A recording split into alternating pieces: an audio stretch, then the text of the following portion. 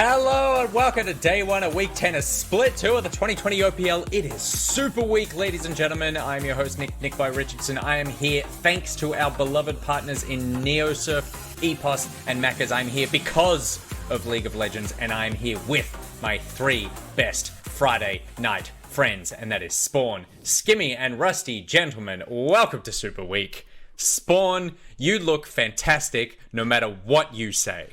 I don't know. I was looking at that video, and I had this happen to me today because I was reading an article as well that had a photo of me in it. And I used to be handsome. I don't know what has happened, like whether it's the camera. Like, do I need a better camera? Like, Nick got a good camera and got handsome all of a sudden? Is it because I shaved my head? Am I, like, jowly or fat or something? I don't know. I'm not as happy as I was back then, maybe. Rusty, you know the answer to this. I mean, he's had a kid. And I don't know, I'm not even involved in the upbringing of this child, but I can see a relationship around the entire planet, Spawn, of having a kid and just having a couple years of being yourself, you know? I said it off air and I'll say it on air. Before, you were kid-free, now you're kid-full. You are full with kid. And this is what having kids does to you. I'll tell you what, though. You claim to have had the best week of sleep in your entire life. Maybe sleep is bad for you right now. Maybe. That's actually a good point. Maybe you need to be... Because I look like this on, 4 hours. So, lack of sleep is working for me, if I could say. And I had, literally 12 and a half hours of sleep nearly, and this is the result of that. I don't know. I need to get back to the gym. If this has done anything for me, it's completely destroyed my self-confidence and make me want to work out. Someone who's looking great and also hopefully sounding great for the next 12 games of League of Legends. Skimmy, how are you doing, buddy? We're getting there, mate. It's going to be all right. Do you want me to ever talk to you in these segments, or would you prefer to just stay pure, stay clean, stay filled with honey? I'll just smile and wave. All right. You're like the queen. You're like the queen of the OPL. That's what I've always said about you. Rusty. Hey. How you doing, buddy? Yeah, not too bad. I went to an amazing gym this morning, Nick. The biggest one in the Southern Hemisphere. Got my workout in. And almost got work there, so we'll see how that goes. Is bigger better in terms of gyms? Depends what's there. This is amazing. This particular one has a whole floor of Olympic lifting. And, I'm so here for that. But bigger's not always better with gyms. It's confusing, to be honest. And busier. I was going to say, I feel intimidated. I feel intimidated by gym people. Gym people are not my people. I don't know if you can tell, but I've got the body of a 4-year-old bird. But they are, when I go into a gym, it's just I can't, I'm normally a confident person. I just crumble. So, smaller is better for me. Home gym, preferably someone else's. Do you work out, Nick? Have you ever... Do I work out? Yeah, have you ever worked out? Define workout. Do you mean weights and that weight thing? Training. Or no. I haven't even lifted my kids. I get someone else to do that. No, I think I did maybe whatever the bare minimum was when I was in high school and I had to do something because of PE. But that's it. I've got look at these arms. Look at that. It is the width of my wrist the whole way up. But you got good levers. Sometimes length in levers means that lifting things is easier. Look at this. Look how terrified. Look, I do this, nothing happens. You have a normal size wrist, though, as well. I feel like I have a skinny wrist in comparison. Maybe that's just me. Yeah, so if I lifted things, it would mainly be wrist-related lifting. We've got 6 games today. This is we got to talk about bloody something. Well, let's take a look at the games we've got coming up because it is Super Week. It is all happening. We are barreling towards the finals, and we've got a stacked day for you today. So game number 1 is Chiefs versus Mammoth. It's then Direwolves versus Gravitas. Order taking on Mammoth. Pentanet.gg versus Gravitas. Order and Avant, and rounding out the evening, it's Legacy versus PGG. So there are multiple showings from multiple teams today, and obviously there will be more tomorrow. Excuse any screaming in the background. The toddler just came home from daycare and seems to be fighting with a 9-month-old. I won't go lift them up, obviously, as we previously spoke about. So yes, I'm looking forward to this. There's a lot of opportunities for obviously some shuffling in the ladder, as we've been talking about. And while we've got 2 teams today who won't be making it into the playoffs, then this is an opportunity for them to get some stage time in to be able to hopefully end their regular season split on a high, Rusty. Yeah, there's 4 teams really that we'll be looking at today and tomorrow, Nick, and that's Chiefs, Pensanet, Direwolves, and AV, because they're the 4 slots that aren't locked in, and there's still a potential because one of those teams doesn't make playoffs at all for the upsets to occur. And Absolutely. every single time you see a Direwolves game, if you're a Direwolves fan, you're really hoping for a win because they lost head-to-head with Avant Gaming. And whilst there is a lot of playoff math out there that we need to do, the most important bit, as Rusty pointed out, is actually making the playoffs itself. So if Direwolves lose a game and Avant Gaming go undefeated this weekend, which is very tough, then Avant Gaming will creep into the playoffs. As you can see, that 5th seed really up for grabs right now, given the fact that all Avant Gaming need to do is equal the Direwolves win total by the end of this weekend, and that will get them a slot into the playoffs. My Avant. So there's a lot to play for and a lot happening as we see today, and a lot of this is thanks to our beloved sponsors, and one of those sponsors are of course EPOS. EPOS are running a competition that they've been running throughout most of the split for you guys. They want to give away some of their amazing headsets to you, and all you need to do is go to the OPL Twitter page at OPL and reply to the post there with this competition. What is your most out of this world OPL memory? Something that sticks in the mind from the OPL. If you just share your story on Twitter as a reply, then 2 winners will be announced live on the show and will get themselves a GSP 600 headset thanks to EPOS. Spawn, you've had a memory for every time we've done this. Do you have another one now? Yeah. Oh my, what is happening out there? I don't know. There are multiple. Maybe we just brought home more kids. Was that your partner screaming this time? Because I swear I heard a third voice. No, so next moment. Okay, so this one is OPL related, but is actually to do with the NALCS back then. So one of the most memorable memories for me is that when the Echo Fox lineup did a boot camp for all of the best OPL players to go overseas and try out for some rosters. And that was the first time that Lost actually got picked up to go overseas and play for Echo Fox. It just wasn't done back then. It was a huge memory for myself because getting to see Lawrence go over there, who I know Rusty was also a big fan of, was just absolutely awesome. And credit to Nick Smith and Mr. Anero because he's continued to do it. He came back over to OS. Now he's taken a couple more over there for him on Golden Guardians. He really is one of our great supporters. All right, well, let's jump into game number 1. We've got a lot to get through tonight, so settle in. I hope you're comfy. It's game number 1. It is Chiefs versus Mammoth, and it's coming up after the Macca's Champ Select.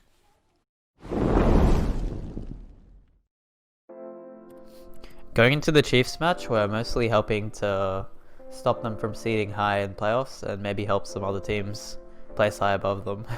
Coming up against Chiefs this week, I think we have a pretty good chance of winning actually. If I can survive top lane against Thien and Croc, that's probably the strongest part of their team. So I think if I can survive against it and just come out lane even, I think we've got a pretty good chance of winning. So today we're going up against Chiefs. I think Chiefs have been struggling the past couple of weeks, but they seem to be slightly getting into form, and yeah, I'm really excited to finish off one of the last few games of the split against them.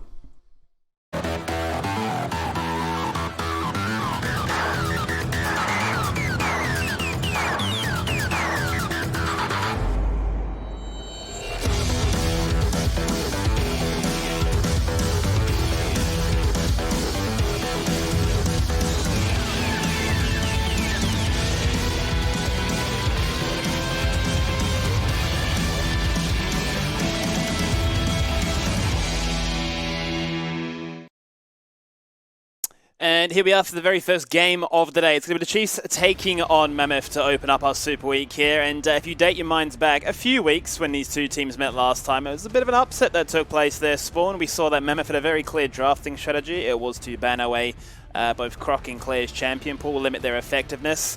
And it proved to be quite successful because what they really brought to the table was they shut down the bot lane aggression. They brought that high Mediga, which is this time going to be banned away. And they just had so much priority that Chiefs could not get a single drag in that entire match. Yeah, and I mean, priority is so important in League of Legends. And it's funny, Skimmy, because we were just watching like 2018 League of Legends before, and Order just gets shoved in for like 15 minutes of the game, but just play these scaling comps and then eventually win, right? That's not how League of Legends works anymore. You actually need pushing lanes to get your jungler active on the map and be able to do something. And what we saw last time from Mammoth is they really had those pushing lanes, and they had more than that. They had genuine kill threat, even under a couple of turrets. That's what Heimer gives you, like so much long-range kill threat. So I like the fact that the Chiefs have gotten rid of that. It's one of Mboma's better picks. Also, the fact that they have to ban Volibear on the red side is a little bit of an issue. We'll see whether Croc still has some counter picks into it. I believe last week he played Jax into the Volibear, but maybe not happy with that counter pick. So we'll continue to kind of track how the Chiefs go leading into this playoffs. Once again, not all that much on the line here. Chiefs need to keep winning if they want to stay top 3. But for Mammoth, the season is over. They're only here to play spoiler, Skimmy. Only here to play spoiler, and they're definitely going to change up their drafting going into this one. Yes, LeBlanc and Karma are picks that we have seen clear, but we've not seen him play a Zoe in recent times. It's been very much about both Harry and Shock, who've been the big Zoe connoisseurs. So a bit interesting to see that one come out. What is definitely a staple here in 10-15 is that Caitlyn is a very strong AD carry right now, hence why she's going to be banned away. But Ashe still takes the crown, and hence why they're going to lock it in as their first pick. Yeah, we're on 10-15. 10-16, Caitlyn does see a big attack speed nerf come across on her Q to try and knock her down a little bit. But on the current patch, Skimmy, I would say still the queen of the AD carries. Caitlyn outranges her, but Ashe, obviously, great attack speed steroid, great CC in her kit, and a really great laning phase. It's interesting that you mentioned the Zoe and LeBlanc. I actually think what Mammoth tried to do was bait a Syndra pick there. It's Claire's third most played champion, I believe. Chungy's a really good Yasuo player. So I was kind of expecting, you know, Chiefs to 1-2 Syndra, Chungy to get Yasuo, and then for the draft to go from there. Now, obviously, that's not what's taken place, so we'll see whether the Mammoth lineup can adapt and whether Claire takes Syndra on R3 and then gets a couple of bans to throw towards it. I mean, it's a good point that you raised, because as you say, last time Orianna and Syndra were banned away, the response from the Chiefs was we're going to ban away the Ahri and the Yasuo. So that's a bit of a difference here today. The priority's being shown elsewhere. Obviously, another few bans to get through as we see what Mammoth have drafted in their first 3. They've gone for a very defensive-minded orientation here, all about the frozen lockup there with the Braum to make sure if they secure a turret, or secure a target, I should say, there is nowhere for them to run. And I would like to actually see now Senna get flexed into the support position. We haven't seen it for a little bit, Skimmy, but when you play against something like a Braum, you can just out and out take Senna support, continue to have that range harass, maybe play something like a Jhin or a Varus that can match the range of the Ashe, and just have permanent shove in that bottom lane. I feel like Braum is one of the most punishable supports in the laning phase at the moment. Obviously, if you get into the late game, he's still an absolute monster. He's the best brawling support that is out there, and the Unbreakable is such a useful tool. But I just feel like it's, you know, almost disrespectful for Dragku, for Artek to take that pick on, you know, blue 3 and expect it to not be hard counted. You would expect to see it. Also, we know that Renekton is definitely keen to make things happen in the early and mid game, which is a style that Chiefs are definitely well catered towards. So no doubt we're going to see an explosive match take place here. And I suppose if we do see the Senna set go bot lane, well, you're going to have to really start to consider, do I want to go for this engagement? Do my flashes and hex flashes, you know, actually warrant the success that they're designed to try and achieve? Because if you know one wrong foot, suddenly you're in a whole world of pain there. You know, you've got CC, you've got lockdown, hence why we see the likes of Ashe and Karma running people down at level 1 and just getting kills right off the bat there. So curious to see what these next few bans will be. Nidalee going to be denied away. We've seen both junglers quite keen on it. Definitely seen Croc pop off a few moments on that one as well. But now the pinch begins here for Claire. They're going to deny away his Orianna. What else would they decide to take away as well? And this is so funny, you know, take away Orianna, that's another Syndra counter pick. We'll see whether, you know, maybe they ban Echo away from themselves. They take Azir away. That's another one of the Claire's champions. They really want him to play Syndra here. There is obviously a pick that they have waiting for that specific champion that their draft does seem to hinge on. I'm going to do this a lot over the Super Week, Skimmy, because I think it's important for viewers to kind of think about how teams think. But you would, and there's a Syndra about to be locked in. You would think that Chiefs would be looking at the top 4 and thinking, at a certain point, we're going to have to play Order and Gauntlet, right? It's going to be probably Direwolves, Chiefs, PGG, Order that make out that, you know, top 4 with Legacy as first getting the bye. So Chiefs would think, you know, at some point we have to be able to play against the Order lineup if that's the way the cookies crumble. Now, Order is the only team apart from Mammoth that I've actually seen blind pick a Renekton. So it's actually very interesting to see that Theon's response to a blind pick Renekton at the moment isn't something that's fighting fire with fire. It's Gangplank, which is a losing matchup. Should be losing shove. Can be dove very early in the game if you have something like an Elise jungle. So we'll see how Theon navigates that against someone like Liv, because Renekton internationally is becoming a very blind pickable top lane. It certainly is, and we're seeing that unless it finds that strength in the mid game, then it falls off very, very hard. What kind of picks is it looking to buff up there with a Black Cleaver if that's the avenue he decides to go around? Well, the Yasuo is there. You wanted to see it, especially into the Syndra, so it's going to be an exciting one to try to spectate, right? And obviously the Ashe will be a big benefactor as well. The final pick will be the Elise, so we've definitely got a composition that wants to make things happen, wants to accrue a lead, wants to build a snowball, or they're going to fall off that mountain. And I wonder now whether Katsuri can play Syndra. Because the best draft that I think the Chiefs can get is counterpick mid lane on Yasuo, put the Syndra into the AD carry position, and put the, whatever her name is, Lucian Senna, into the support position. And that looks like exactly what's going to happen. You can see that's going to be a mid lane set being played into this Yasuo. An AD carry Syndra. No, it's not. Oh, I'm so sad. It was looking so good for 1 second. I thought, like, mid lane set crushes Yasuo. Like, if they were able to play Syndra Senna bottom lane and then set mid lane, this is such a winning draft for the Chiefs. But unfortunately, that's not going to be the case. Now I think they've actually been counterpicked in a couple of roles. So the question is then, based on how they played last time, where Mammoth were able to get so much done in the early game, really deny a lot of what the Chiefs were trying to bring to the table, and then they sort of got put in this checkmate position, really, if you want to say it, around be it a Herald or a Baron call of like, well, actually, we're just not strong enough to contest us right now. You've built up enough of a lead. You've accrued that 2 to 5k gold gap. That those moments that define us as an organization where we want to fight, we don't want to take this. We don't actually look too healthy. We're not too willing to go for this one. And I think, you know, we've seen that Draku, since adopting this new role as a support player, he's been very keen to stick to the likes of, say, a Nautilus or a Set, and that's nothing against him. But how is he going to fare going to a matchup here that is very willing to accept that matchup and ready to punish? Yeah, and I think that's a big question, right? Because I think when Draku first came into the support role, I was really interested to see how well he had actually adapted. I thought that he'd done a great job early on in the season, and he was actually winning out a lot of those 2v2 bottom lanes, if you cast your mind back, Skimmy. I think since then, kind of since the mid-season, he's actually fallen off a little bit.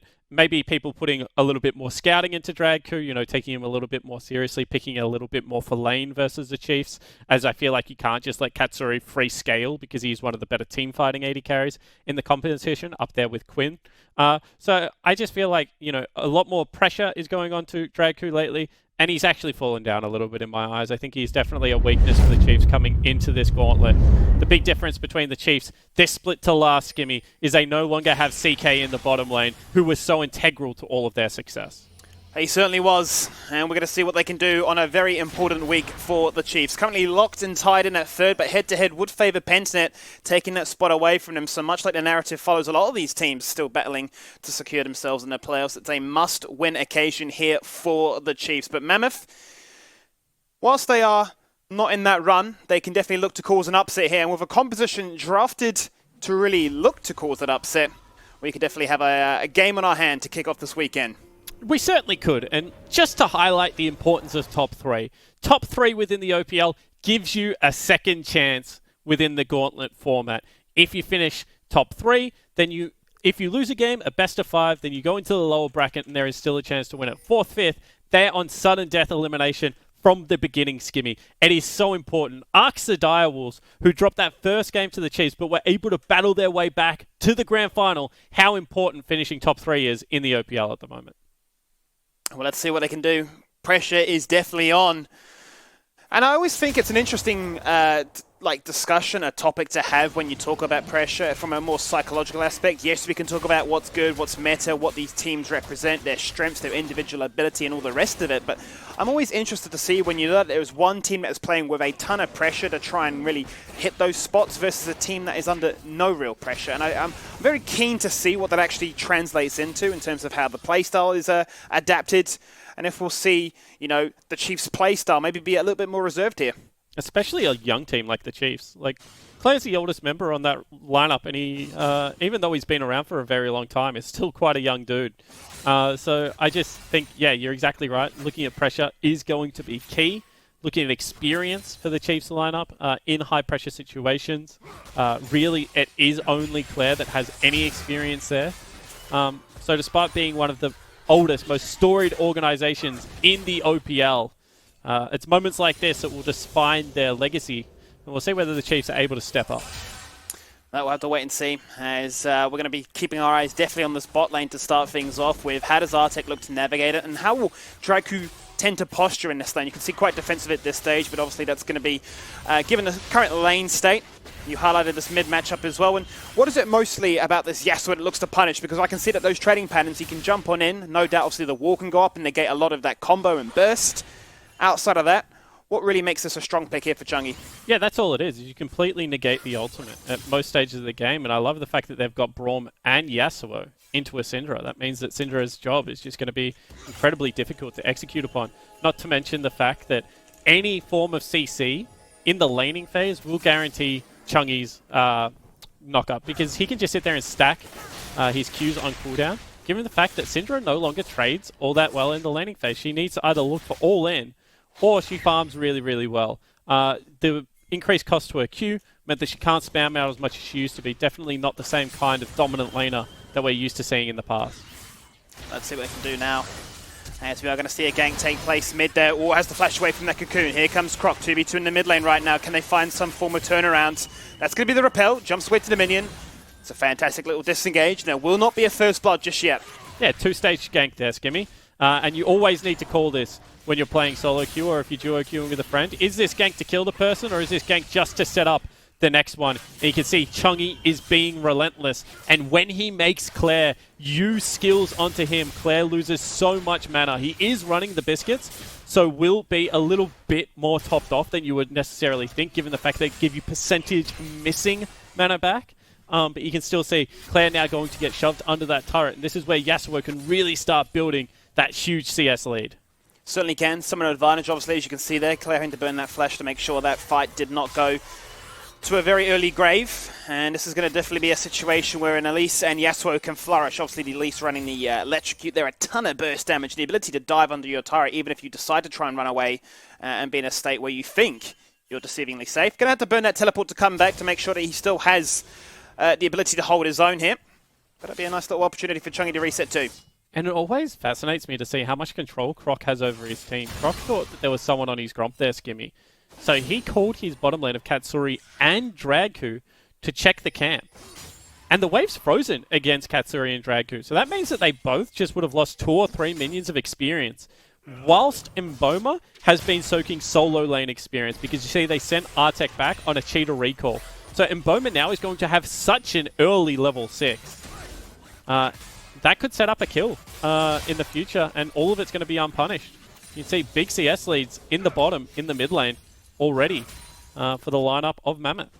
And no doubt it's going to be very much, I would say, reliant on Tien to hit that level 6 as well, to try and negate things with the Cannon Barrage. A well-timed utilization of that could be just enough to make sure that the level 6 Enchanted Arrow doesn't get full value.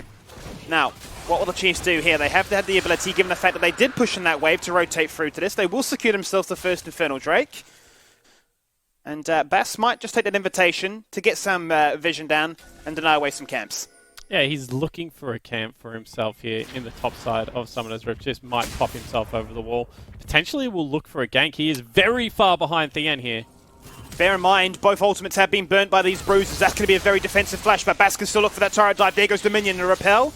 Not necessary, because Cocoon does not set themselves up for success just yet, but here comes Artek roaming through mid, has the boots, has the ability to jump in, puts up the shield and says, we've got 2 of them.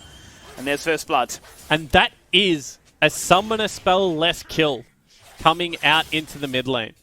You can just see that Chungi sets up the knock-up, guarantees that the concussive blows are going to be there from Braum. Artek jumps in. They don't even burn and ignite. They knew that he was dead on arrival there.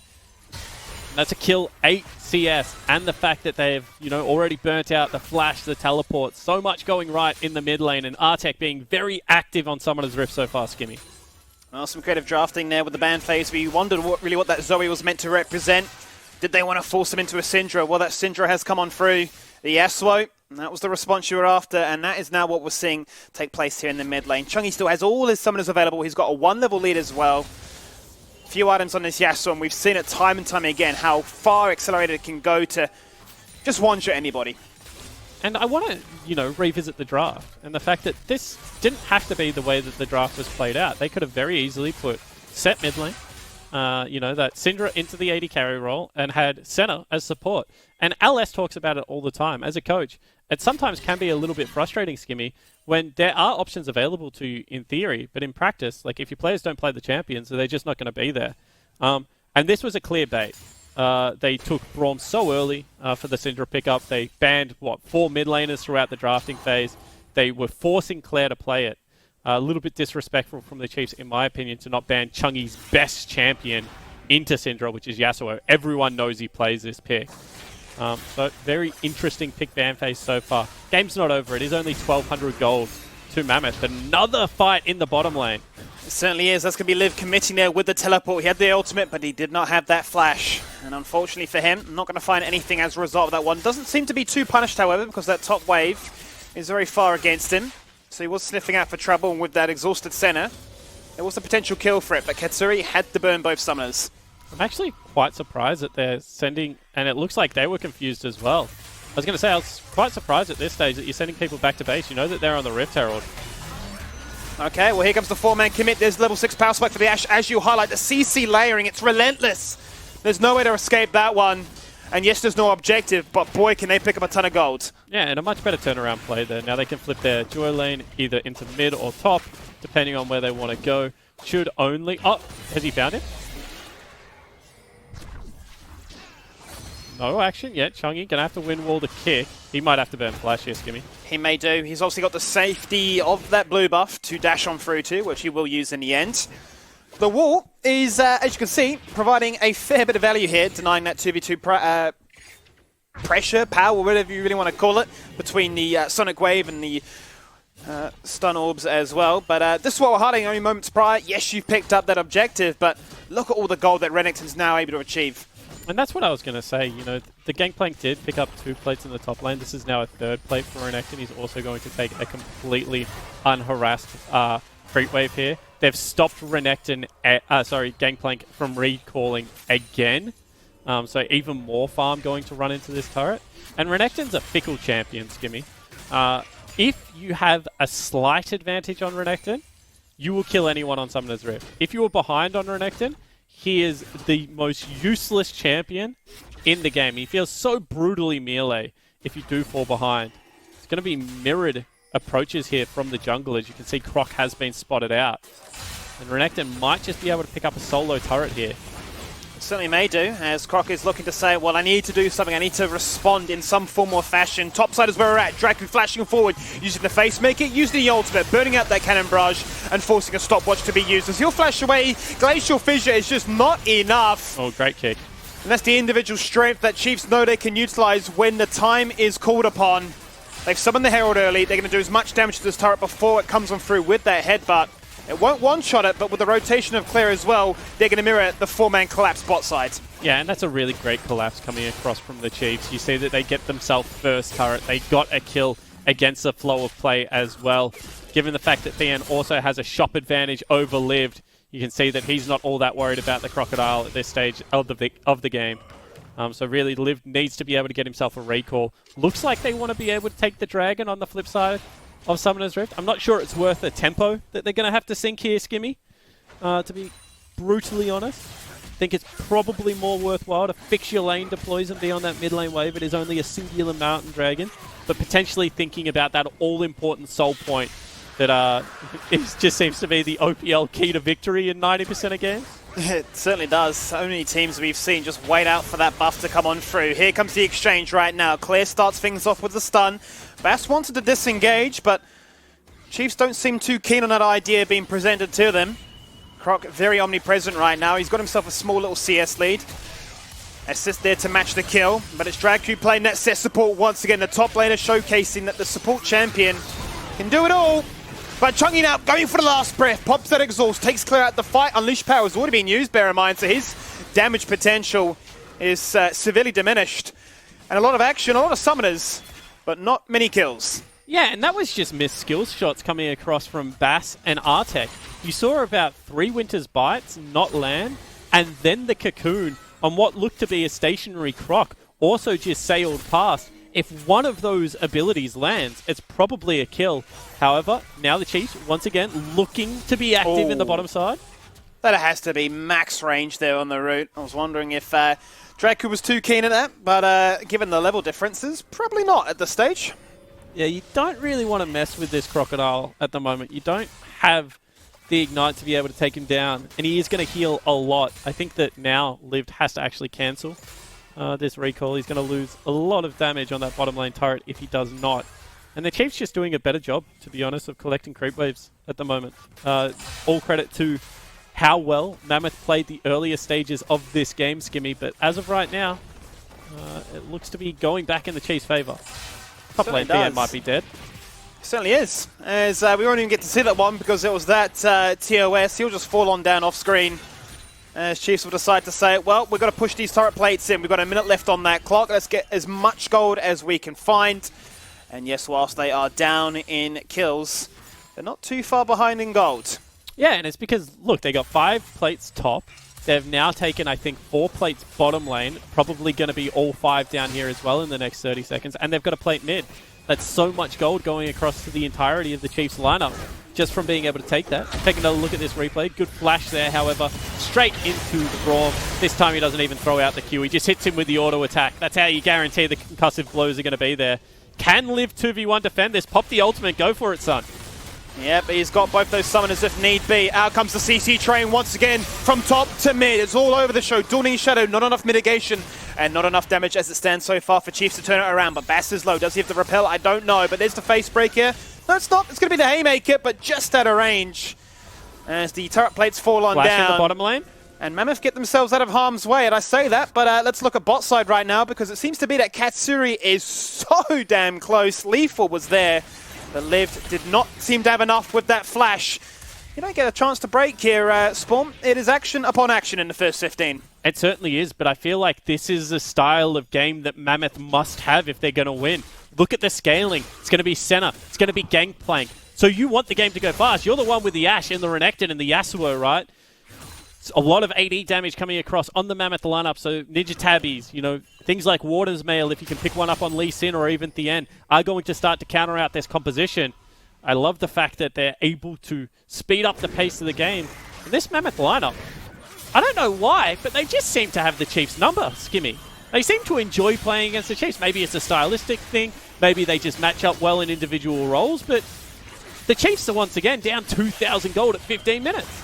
And it was only so close moments prior, right? The fact that they get some successful ganks take place, they get themselves some gold, take some turrets down as a result. And just like that, the gold lead swings very heavily in their favor. It is a keyword of scaling an option they're going to be looking for, because at 15 minutes and you start to get a little bit like, oh, I'm not too sure where this game is going right now. You've got yourself a Renekton that's actually gone for the Black Cleaver, the Bladed Rune King Rush as opposed to the Black Cleaver. Do we prefer this? I mean, what are the pros and cons? We're looking at obviously stronger dueling potential in that side lane. Do you think that's the right option given the fact that Mammoth are so keen to force these skirmishes? That's all it is. It's just the side lane potential that you have if you have that Blade of the Ruin King. No one can stand up to a Renekton in a 1v1 if he has a Bork. Cleaver, much better cooldown reduction for the ultimates, you know, for the team fight. If you have a lot of AD users like you do at the moment on the Mammoth lineup, you would say the utility is just so much higher. But at the same time, if you think that you're just going to be parked against a Gangplank for 90% of this game, Blade of the Ruin King just does more damage. Let's see how it goes right now, because you can see on that minimap that is where he is at the moment, sitting pretty in that bottom lane. 3-0 is best on this, at least so far. The crazy man does it again with an Oceanic Classic down under with those spiders. Maybe a big reason why people don't tend to come to this part of the world, but we'll have to wait and see, because these spiders, cute and cuddly at this stage, a little bit dangerous. She will fall off, however. Elise isn't a great solo AP threat. Probably going to go the penetration route to try and make up for that. But I do think, as the face check is there, Artek kind of bluffing, to be honest. The rest of the team wasn't. This is interesting. What do we have? Quick summoner check. Things seem to be there. Mboma will have that flash advantage over Katsuri. There goes the repel in. Looking to try and start this fight off. Looking to try and go for that smite still. It won't be successful. The Mammoth roster pick things up. Artek is low. Root connects. Damage goes on through. It's a 1-for-1 so far. Claire finds himself one. Now bursting and sieging. Doing whatever they can to rotate through these cooldowns. It seems to be so far a 2 for 2 as the bot duos both sides respectively fall on down, and look at that damage. Yes, Elise will fall off, but this burst in the early game is disastrous. That's his 4th kill. He's climbing and going on through with that KDA. They just want more. They take them all. There's the fadeaway shot there that Tien can look to achieve. That's a shut down, some gold that a GP will need so damn desperately. But they're looking for the ace. He eats those oranges. Vitamin C will not be enough to prevent the scurvy kicking in there today. And as he falls on down there, Spawn, 5-1. And Chungy with his pocket pick, he's got a bounty. This is a disastrous game for the Chiefs. We've already mentioned that they're fighting for that top 3 spot. And they are getting destroyed in this game. Take another look. Perfect start. It's going to be a double barrel. It's actually triple. And then a very nice gangplank onto the back end. However, the arrow from Mboma hits Katsuri in a second. No one body blocking for the 80 carry. That means Katsuri gets all of 0 damage out in this team fight. Skimmy gets chased down, gets picked up by the Renekton. Claire doing his best on the backside of this team fight to try and make it work. But as you mentioned, hasn't been outscaled yet. It's only 11-11, level 10 Elise. And over the wall he goes. Going to hit the blast plant. Uses a flash instead. What's going to be a delayed ace picked up here for the Mammoth lineup. Sure, a couple of shutdowns coming across. It looked okay at certain points in that fight. But now you're against double Dragon. 3,000 gold lead advantage for Mammoth. And you have to be thinking to yourself, oh no, not again. Not again. And we go back to that highlight point of pressure, and it feels like the Chiefs are definitely under the pump right now. So those power spikes weren't there for them, and obviously Mammoth wanted this game to go fast because they've got these power spikes, they've got these champions that excel at it, and they are finding that. The question is, though, we've got a few items to look forward to. No doubt the Black Cleaver coming out here from Croc, the Muramana evolution on Katsuri, give that a couple of extra minutes, probably around the 22-23 minute mark. And that fight could go very differently. But between the double Black Cleavers and the 2 core items here on a Yasuo, very hard to go toe-to-toe. Yeah, and I just don't know whether it's going to make a difference because no one's building tanky on the lineup of the Chiefs. You could make an argument that Lee Sin this game probably could have just played, you know, to dissuade the fight. Charge still goes off there, so the turret going to be on a Skerrick of health. In goes Liv. Liv the Madman himself, he just goes for the 2-man.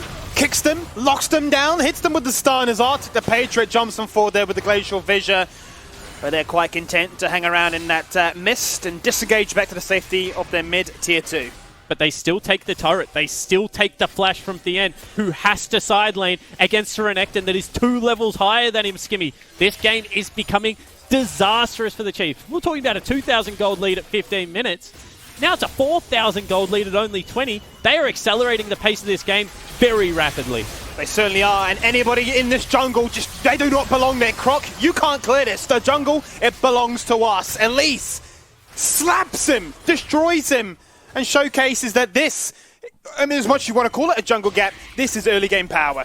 Certainly is. Just, honestly, meaningful advantages everywhere. Even the bottom lane that is collectively 0-4 is still up 30 CS, is still up in experience, and I would say has been much more impactful across this game. The Braum has been everywhere. Key arrows landing from Mboma, either getting kills or burning summoner spells. And it's going to be... I think someone on the Chiefs just needs to call, okay guys, big deep breath. You know, we've got a man immune user. We've got ourselves a gameplay. Why are we grouping and fighting? Give them the outer turret. We don't have necessarily a control mage that is all that worried about getting pushed in on. You know, the Syndra can't side lane against the Yasuo already. She's going to be collecting waves at turret regardless of the mid lane situation. So I think someone just needs to, you know, call a little bit of a deep breath and say, we need to slow the pace of this game down. You certainly do, because take a quick look at that mid lane interaction. You've got a Phantom Dancer Infinity Edge into a single GLP. Big item discrepancy right now between the two of them. And no doubt that is what the Chiefs are looking to do, try and slow things down. And I think, lucky for them, obviously able to get that very first dragon. They're not going to be up against the clock completely at an early soul point around that 24-minute mark. They have a bit of time on their side. But it's now up to Mammoth to showcase, yes, whilst we're aggressive, do we have the macro and game understanding to press this advantage? And last time we saw this team beat the Chiefs, they showed, yes, they do, Skinny. They were able to pick up multiple dragons, a Baron, as you mentioned. They were able to beat the Chiefs at their skirmish-heavy game. I don't know what it is about Mammoth, but they seem to enjoy playing this lineup. So all they have to do is continue to stack up the dragons. The Baron's going to be a very real objective for them in the next couple of minutes. And can I just say, I love Chungy's item build. He's already 80 CS up, by the way, Skimmy. He's on the clock at 22 minutes, and Claire's 135 CS. That just shows how unplayable this lane is. But at the same time, he's going for resistances. He's picked himself up a stopwatch. This is going to be GA Death Dance on Chungy, and Thean's getting dode. Tien is indeed, but here comes Dragku acting like a true support there, uses the suplex and forces the Crocodile back to where he came from. It feels like a Mammoth comp drafted like a bunch of wildlife animals, just having an absolute field day here. And even though that was a good repel of a gank, they still had to burn Dragku's Ignite, his Flash, and a teleport out of Claire. So it's not like they didn't use anything there to dissuade the pickup. Very, very nice safeguard coming out of Croc to be able to get out of that situation. In 4 minutes' time, the Mammoth lineup, they're going to have themselves the Elder Dragon Skimmy spawn. And that's going to be an Air Soul on a lineup that really likes Air Drakes. Renekton loves Air Drakes. Ashe absolutely loves Air Drakes.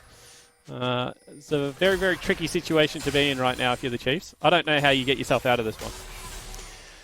Yeah, definitely a rough situation. Obviously, the Heralds are all gone. You're not giving yourself really any chance to catch those waves because as soon as you step up to a wave, Mammoth are waiting in those wings. They've been on the money when it's come to not only their CS, but also their vision control as well. And you can see that the Chiefs, as reluctant as they are to group up, they're kind of forced into this situation because they know if they're split apart, they'll continue to get picked apart. And it's funny, Skimmy, because you talk about the theory behind League of Legends a lot. And like, if you have a look, like, full AD lineup apart from this Elise. So you think Ninja Tabbies must be at premium this game. Well, only 2 Tabbies have been picked up. Even the set hasn't got himself a pair of Tabbies. Against what is triple auto attack users, and Renekton with, you know, Blade of the Ruined King is going to want to auto attack you a lot as well. This is going to be an AD Gangplank. This is going to be an AD Lee Sin. There is no additional armor being built. Not even like an early GA or something like that. An early Chain Vest, to be honest, to just sit on. So you're not taking so much damage from this Ashe, from this Yasuo. Would have so much kind of potency. It's only 800 gold. But the Chiefs, they like to fight fire with fire. Right now, though, I just don't think they have the same kind of equipment that the Mammoth lineup has. We certainly don't. We're still waiting for that Black Cleaver to come online here for Croc, but the good news for Katsuri is the Mirror Miner is there. Combine that with the Dust Blade, and now his damage output will be definitely a little bit higher. But still, you have to take that into consideration with a grain of salt and look to the left-hand side and say, well, what is he going into? And Embowment, now on that 2-item spike with the Runans, he's also got a major, major lead. Yeah, I mean, crit users just do a lot more damage the later the game goes. What Senna has over a lot of the AD carries on the current patch, Skimmy, is range and utility. You know, you've already talked about the miss, but it's that big ultimate comes across as well as the heals. And one of the best things about Senna, when we used to play it, we used to say, if we got to an objective first, you're so safe. You can mist up, you can turn around, you can engage. She has good engage herself. Hold the thought. Tien's in trouble. Tien is definitely in trouble. Forced to burn that flash away. His 2 ultimates come on through to lock him down. Cannon Barrage dead on top of Dragku's head. And he'll use that grit to good effect to buy himself a little bit of extra time. There's the kick. Will he follow? Yes, he will. Croc is looking for it, but he gets taken down, ironically, by the Croc. As Natty can turn things around there with that arrow. Can they find a second? Yes, they can. And he'll fall on down for a delayed double. A fantastic situation there. The first 2 kills in the game for Mboma. But that's the 2-item power spike. And that'll be Baron, Skimmy. Exactly what we spoke about. Making them burn key cooldowns. Gets the flash out, gets the cleanse out of Katsuri as well. With the jungler dead, with how much damage is here from the Mammoth lineup. This is going to be a very quick Baron. There is nothing the Chiefs can do about it.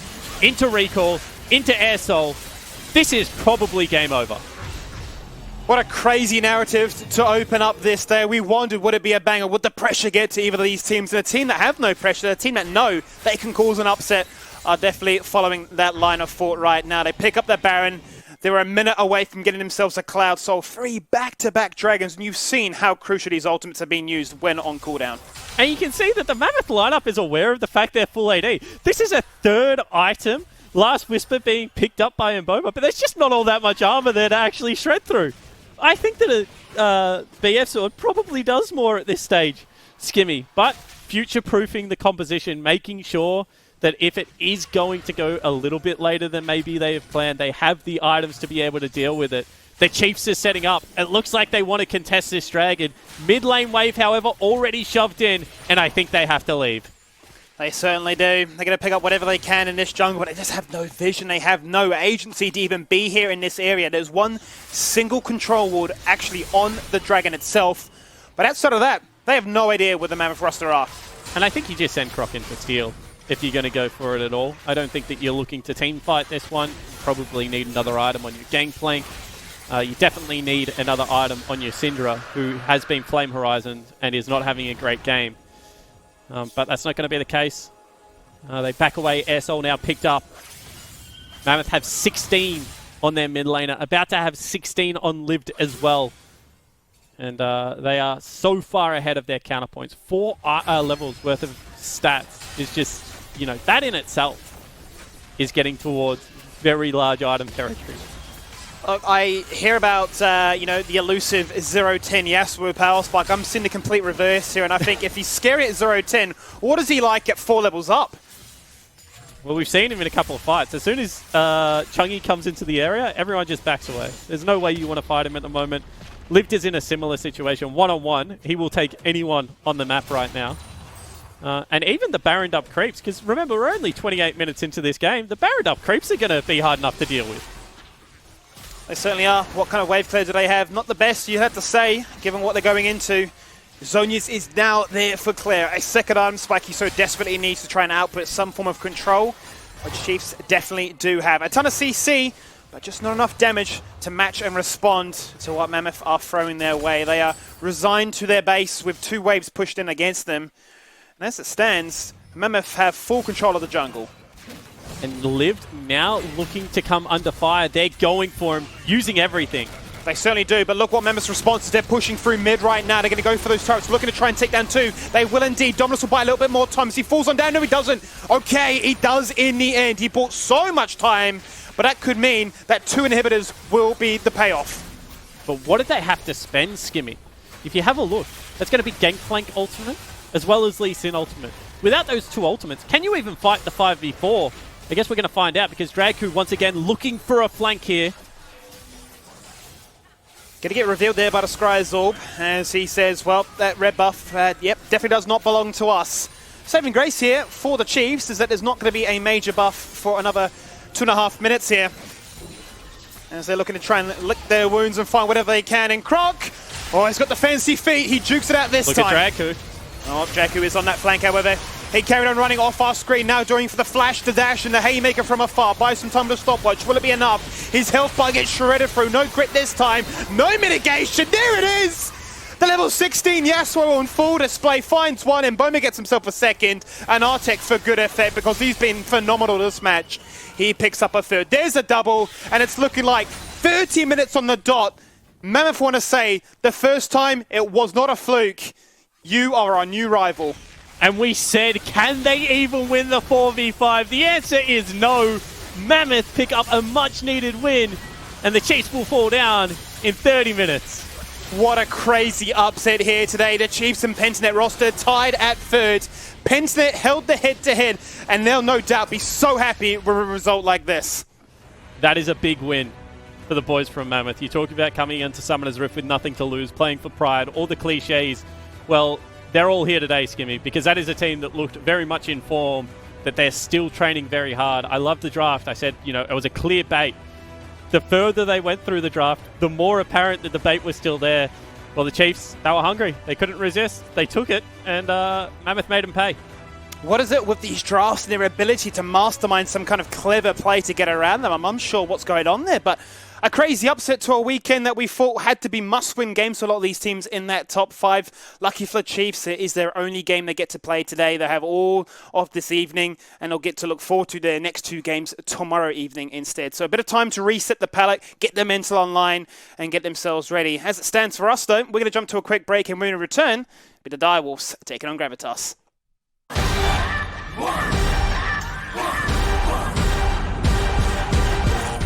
Today is the NeoSurf Cup, and we're going to be playing against Misfits, so hopefully we can bring home the win.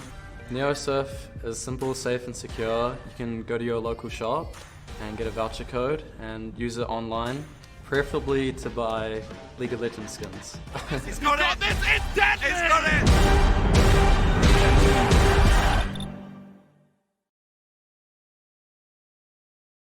If you're craving the taste of your favourites, head to Macca's for a fast, safe and contactless drive-through experience. For your Macca's run, contact-free, we'll be here.